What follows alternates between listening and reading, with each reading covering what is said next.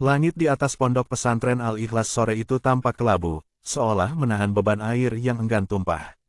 Angin berhembus kencang, nampar daun jendela aula utama tempat puluhan santri sedang duduk bersila. Suara kretek-kretek dari kayu bangunan tua itu beradu dengan suara gumam hafalan para santri. Namun, di sudut belakang, ada suara lain yang lebih tajam dari desau angin. Fatih dan Rian duduk berdempetan, kitab taklim mutalim terbuka di pangkuan mereka, namun mata mereka tidak tertuju pada baris-baris tulisan Arab gundul itu. Mata mereka melirik ke arah seorang santri kurus yang duduk menyendiri di dekat pilar, Hasan. "Lihat tuh si Hasan," bisik Fatih, suaranya pelan tapi penuh penekanan. "Kemarin aku lihat dia makan di warung Bu Ijah pas jam puasa sunnah. Katanya si sakit mah, tapi kok lahap banget makannya. Jangan-jangan cuma alasan biar nggak puasa." Rian terkekeh kecil, menutup mulutnya dengan ujung koko. "Ah, serius, pantesan badannya lemes terus pas setoran hafalan. Ternyata mentalnya yang lemes. Padahal Ustadz Hussein udah bilang, santri itu tirakatnya harus kuat." "Iya, makanya hafalannya nggak nambah-nambah." "Kebanyakan alasan," timpal Fatih lagi. Tanpa mereka sadari, dari pintu samping aula, sosok tinggi tegap dengan jubah putih dan kopiah hitam telah berdiri. Ustadz Hussein, wajahnya teduh, dihiasi janggut yang mulai memutih, namun sorot matanya tajam bagai elang yang mengawasi mangsa.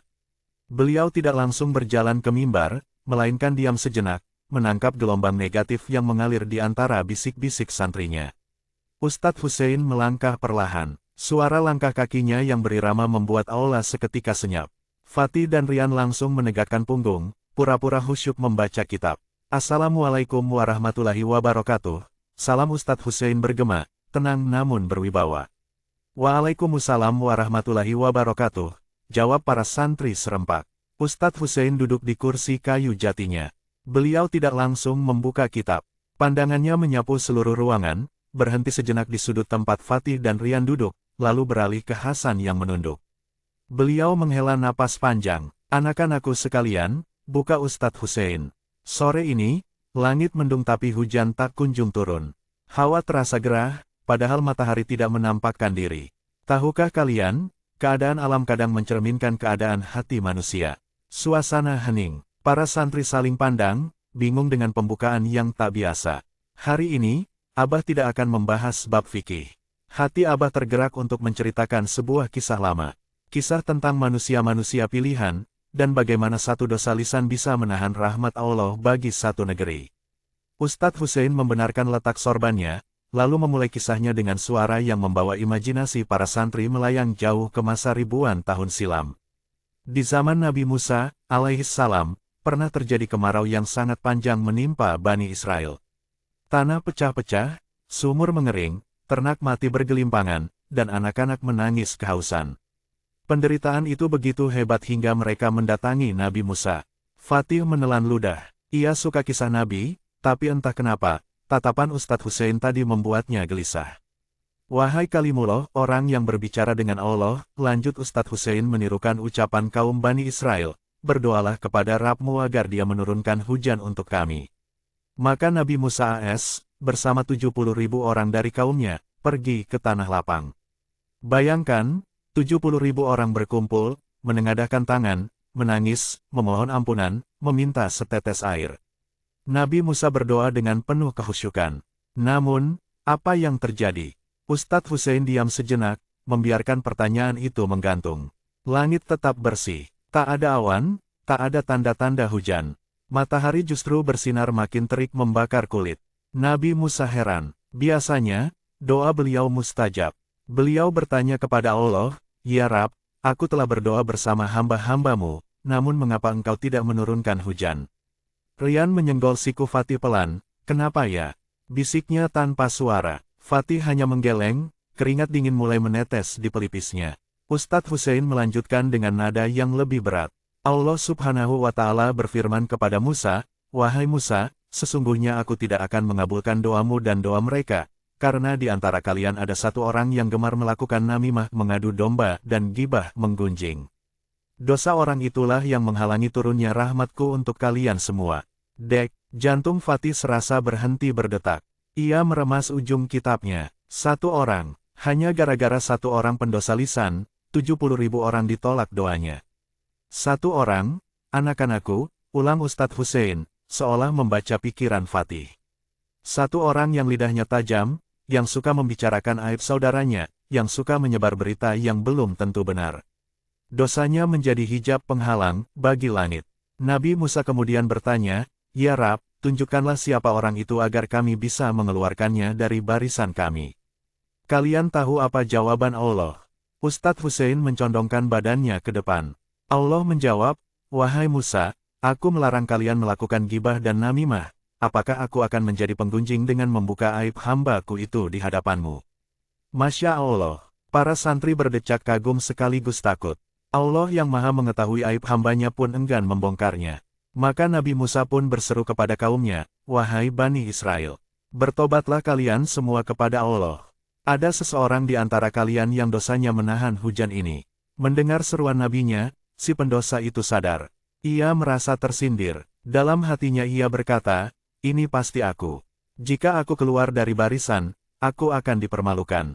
Jika aku diam saja, hujan tidak akan turun dan semua orang akan mati kehausan." Di tengah kerumunan itu, si pendosa menyembunyikan wajahnya di balik jubah. Ia menangis dalam hati, menyesal sejadi-jadinya. "Ya Allah, aku telah bermaksiat kepadamu selama 40 tahun, dan engkau tetap menutupi aibku. Sekarang aku datang kepadamu dengan tobat, terimalah aku ya Allah." Ia berjanji tidak akan mengulangi perbuatan gibah dan adu dombanya. Belum sempat ia beranjak, tiba-tiba awan hitam bergulung datang entah dari mana.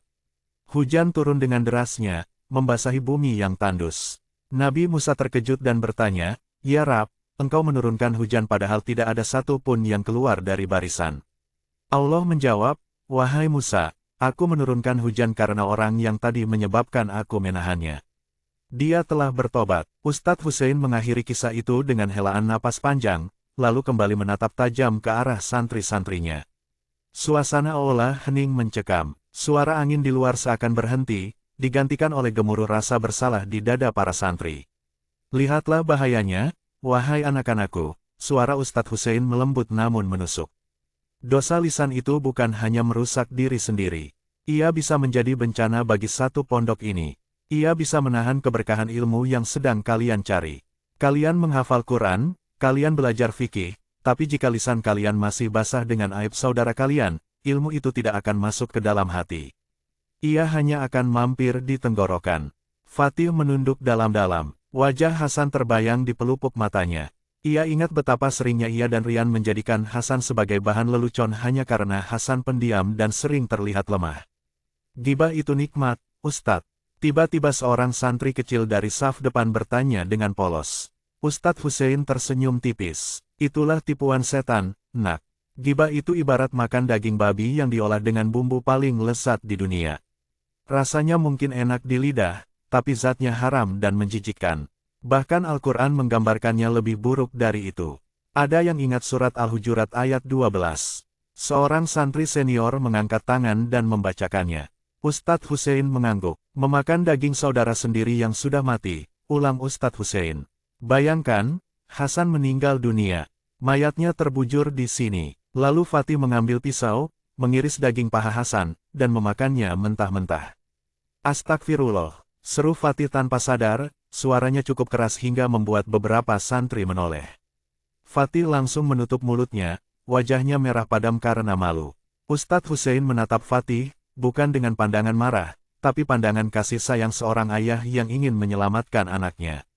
"Menjijikkan, bukan?" Mual perut kita membayangkannya, tapi itulah hakikat gibah di mata Allah. Saat kalian duduk berdua, berbisik membicarakan kenapa si A begini, kenapa si B begitu, padahal si A dan si B tidak ada di sana dan tidak ridho, saat itulah kalian sedang mengunyah bangkai saudara kalian sendiri. Di zaman Nabi Musa, dampaknya adalah kemarau air. Di zaman kita sekarang, gibah menyebabkan kemarau hati. Hati menjadi keras, sulit menerima nasihat, sulit menghafal, dan ibadah terasa hambar. Kenapa? Karena nutrisi hati kita adalah bangkai. Ustadz Hussein berdiri, berjalan mendekati barisan santri. Zaman sekarang, gibah tidak hanya lewat lisan. Ketikan jari kalian di WhatsApp, status kalian di media sosial yang menyindir teman, komentar nyinyir kalian, itu semua adalah gibah modern. Bahkan sekadar memberi isyarat mata untuk merendahkan orang lain pun sudah termasuk gibah. Ustadz Hussein berhenti tepat di samping Hasan. Beliau menepuk pundak santri kurus itu. Hasan terlonjak kaget. "Hasan, apa kabarmu hari ini?" tanya Ustadz Hussein lembut. "Alhamdulillah, baik Ustadz," jawab Hasan lirih. "Abah dengar kamu sering sakit perut akhir-akhir ini." Hasan mengangguk ragu. "Nggih, Ustadz, asam lambung saya sering naik kalau telat makan sedikit saja." Ustadz Hussein mengangguk, lalu menatap ke arah Fatih dan Rian. "Terkadang, apa yang kita lihat dari luar tidak menceritakan keseluruhan isi buku. Seseorang yang makan di saat orang lain puasa sunnah, mungkin dia sedang berjuang melawan penyakitnya agar tetap kuat menuntut ilmu. Itu adalah jihad baginya, tapi bagi mata yang penuh prasangka, itu adalah kemalasan." Fatih merasa seperti ditampar bola balik. Ternyata Ustadz Hussein tahu, atau mungkin, Allah yang menggerakkan lisan Ustadz Hussein untuk menegurnya langsung. Rasa bersalah membuncah di dadanya, menyesakkan napas. Ia baru saja memakan bangkai Hasan sore ini, dan sekarang rasanya ia ingin memuntahkan semua kata-kata yang tadi ia bisikkan pada Rian. "Bab ini belum selesai," kata Ustadz Hussein kembali ke mimbar. "Kisah Nabi Musa tadi mengajarkan kita tentang dampak gibah bagi komunitas. Tapi, ada kisah yang jauh lebih mengerikan tentang dampak gibah bagi pelakunya secara personal di akhirat kelak. Kisah yang disaksikan langsung oleh baginda Nabi Muhammad Shallallahu Alaihi Wasallam." Ustadz Hussein menatap jam dinding. "Waktu maghrib sebentar lagi tiba. Kita lanjutkan setelah sholat maghrib. Siapkan hati kalian, karena kisah selanjutnya akan membuat kalian berpikir 1000 kali sebelum membuka mulut untuk membicarakan orang lain." Azan maghrib telah berlalu, meninggalkan gema syahdu yang meresap ke dalam pori-pori dinding masjid pondok. Sholat berjamaah baru saja usai. Zikir-zikir panjang dilantunkan dengan ritme yang menenangkan, seolah membasuh kegelisahan yang sempat menggantung di udara sore tadi. Namun bagi Fatih, setiap lafaz istighfar yang ia ucapkan terasa berat, seakan ada batu besar yang menindih dadanya. Para santri kembali merapat, membentuk setengah lingkaran mengelilingi kursi kayu jati tempat Ustadz Hussein duduk. Lampu masjid yang berwarna kekuningan menyorot wajah sang Ustadz, memberikan aura kewibawaan yang semakin kuat. Di luar, langit sudah gelap gulita. Hujan yang dinanti belum juga turun, membuat udara malam terasa semakin pengap dan menekan. Ustadz Hussein meminum seteguk air putih dari gelasnya, lalu meletakkan kembali gelas itu dengan perlahan. Bunyi tik kecil saat gelas menyentuh meja menjadi satu-satunya suara di ruangan itu. Semua menanti. "Bismillah," Ustadz Hussein memulai kembali. "Tadi sore kita berbicara tentang bagaimana satu dosa lisan bisa menahan hujan bagi satu negeri di zaman Nabi Musa alaihi salam. Sekarang, mari kita renungkan nasib si pelaku itu sendiri di akhirat." Beliau menatap lekat-lekat ke arah para santri, seolah ingin mentransfer rasa takut akan neraka ke dalam hati mereka. Suatu malam yang sangat agung, baginda Nabi Muhammad Shallallahu Alaihi Wasallam diajak oleh malaikat Jibril alaihi salam untuk melakukan perjalanan Isra dan Miraj. Beliau diperlihatkan keindahan surga yang tak terlukiskan kata-kata. Namun, beliau juga diperlihatkan ngerinya neraka. Ustadz Hussein memejamkan matanya sejenak, seakan sedang memvisualisasikan adegan mengerikan tersebut. Saat melewati salah satu pintu neraka, Nabi Muhammad Shallallahu Alaihi Wasallam melihat suatu kaum yang kondisinya sangat mengenaskan. Pemandangan itu begitu mengerikan hingga membuat hati manusia yang paling mulia itu terguncang. Beliau melihat orang-orang yang memiliki kuku-kuku yang panjang, tajam, dan terbuat dari tembaga yang panas membara.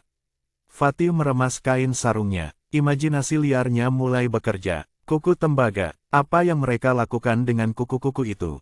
Suara Ustadz Hussein meninggi, nadanya penuh horor. Mereka tidak mencakar musuh mereka. Mereka tidak mencakar dinding penjara. Tidak, mereka mencakar wajah mereka sendiri. Mereka merobek-robek dada mereka sendiri. Serit, serit. Ustadz Hussein menggerakkan tangannya di depan wajah, menirukan gerakan mencakar yang mengerikan itu. Daging wajah mereka terkelupas, darah mengucur deras bercampur nanah, tapi mereka tidak bisa berhenti. Mereka terus mencakar dan merobek kehormatan wajah mereka sendiri, lagi dan lagi. Rasa sakitnya tiada taraf, tapi tangan mereka seolah bergerak di luar kendali. Suasana masjid mencekam. Beberapa santri yang usianya masih muda menutup wajah mereka dengan tangan, ketakutan. Rian, yang biasanya cengengesan, kini pucat pasi. Ia menunduk dalam-dalam, tidak berani menatap Ustadz Hussein. Nabi Muhammad Shallallahu Alaihi Wasallam yang penuh kasih sayang bertanya kepada malaikat Jibril, "Wahai Jibril, siapakah mereka itu? Dosa apa yang mereka perbuat hingga disiksa sedemikian rupa?" Dengarkan jawaban Jibril, "Wahai anak-anakku." Ustadz Hussein mencondongkan tubuhnya ke depan. Jibril menjawab, "Mereka adalah orang-orang yang ketika di dunia gemar memakan daging manusia, gibah, dan menjatuhkan kehormatan, mencela, harga diri orang lain." "Hening, kenapa wajah dan dada?" tanya Ustadz Hussein retoris. "Karena saat kalian menggunjing saudaramu, saat kalian membicarakan aibnya, sesungguhnya kalian sedang mencakar wajahnya di hadapan orang lain. Kalian merusak citranya, kalian hancurkan harga dirinya yang seharusnya terlindungi di dalam dada. Maka di akhirat, Allah Subhanahu wa Ta'ala membalasnya dengan perbuatan yang sama.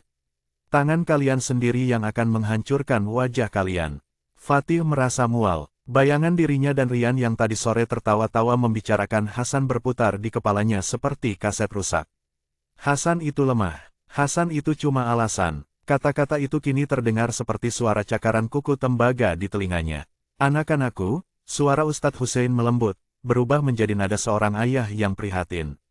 "Seorang muslim dengan muslim lainnya itu haram darahnya, haram hartanya, dan haram kehormatannya.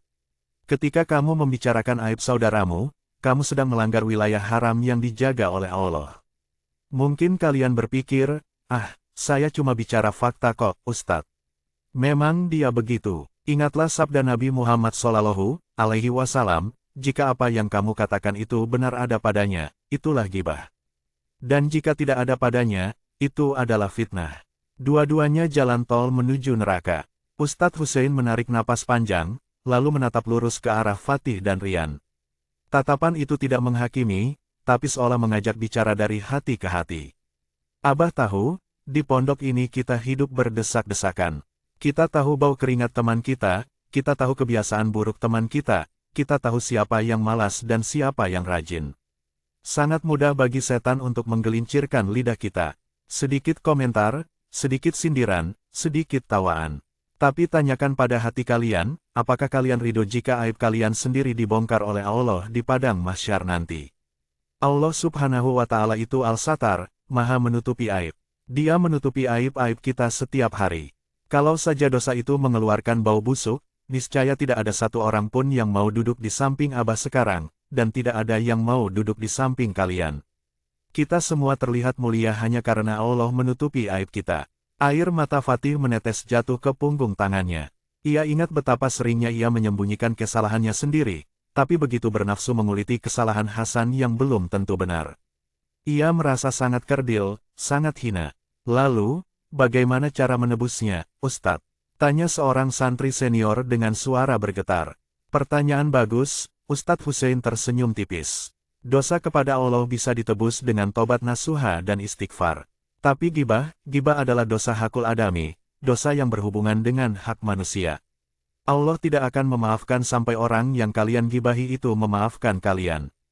Dek, dunia Fatih runtuh. Ia harus minta maaf kepada Hasan, si santri pendiam yang ia remehkan itu.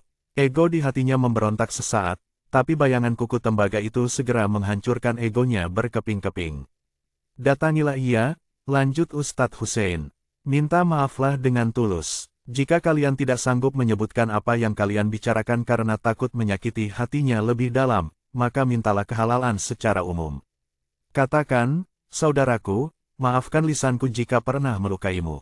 Lalu, tebuslah dengan cara memuji kebaikannya di tempat kalian pernah menjelek-jelekannya, dan doakan ampunan baginya setiap kali kalian mengingatnya." Pengajian pun ditutup dengan doa kafaratul majelis. Ustadz Hussein bangkit berdiri dan meninggalkan ruangan, membiarkan para santri merenung dalam kebisuan. Satu persatu santri mulai bubar. Ada yang langsung mengambil Al-Quran, ada yang termenung di pojokan. Fatih masih terpaku di tempatnya. Rian menyenggol lengannya pelan. "Fat, gimana nih?" bisik Rian, matanya merah. "Aku takut." Fatih mengusap wajahnya kasar, menghapus sisa air mata. Ia menoleh ke belakang. Di sana, Di dekat pilar yang remang-remang, Hasan sedang melipat sajadahnya dengan gerakan lambat. Wajahnya pucat, mungkin asam lambungnya masih mengganggu, tapi ia tetap tersenyum menyalami teman di sebelahnya. Kita harus ke sana, Yan, kata Fatih tegas, meski suaranya serak. Sekarang, iya, sebelum malaikat maut datang, atau sebelum kuku kita berubah jadi tembaga. Dengan langkah gemetar, Fatih dan Rian berjalan mendekati Hasan. Jaraknya hanya 10 meter, tapi rasanya seperti berjalan mil-milan. Hasan, panggil Fatih pelan. Hasan menoleh. Matanya yang sayu menatap Fatih dan Rian dengan bingung. Fatih, Rian.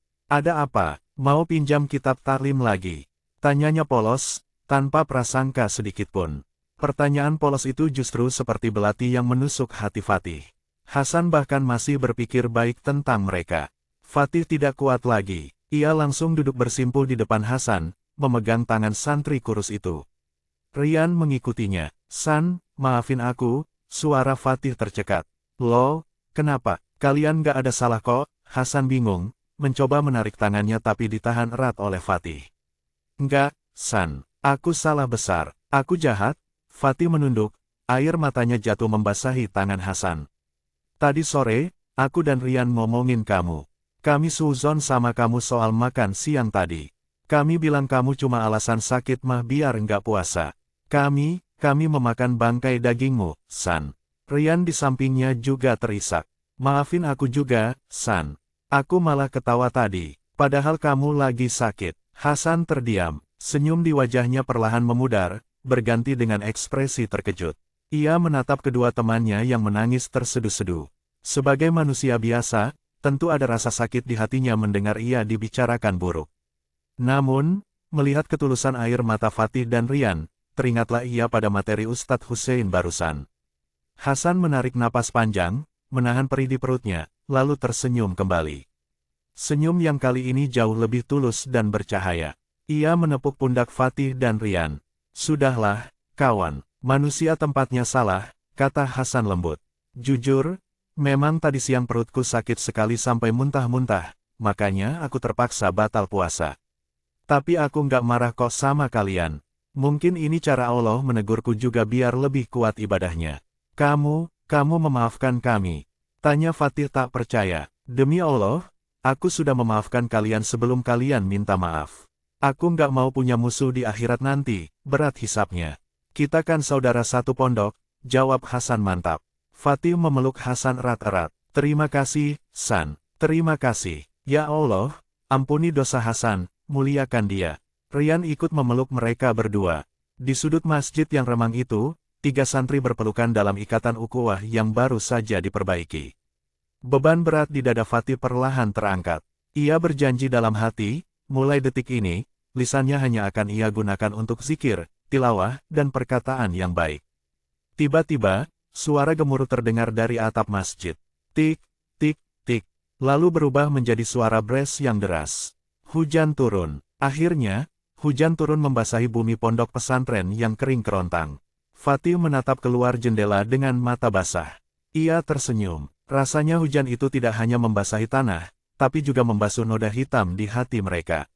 Seperti kisah di zaman Nabi Musa, alaihissalam, rahmat Allah turun ketika hambanya bertobat dan saling memaafkan. Di kejauhan, Ustadz Hussein berdiri di teras rumahnya, menatap hujan dengan senyum penuh syukur. Alhamdulillah, bisiknya pelan, pelajaran hari ini telah sampai ke hati.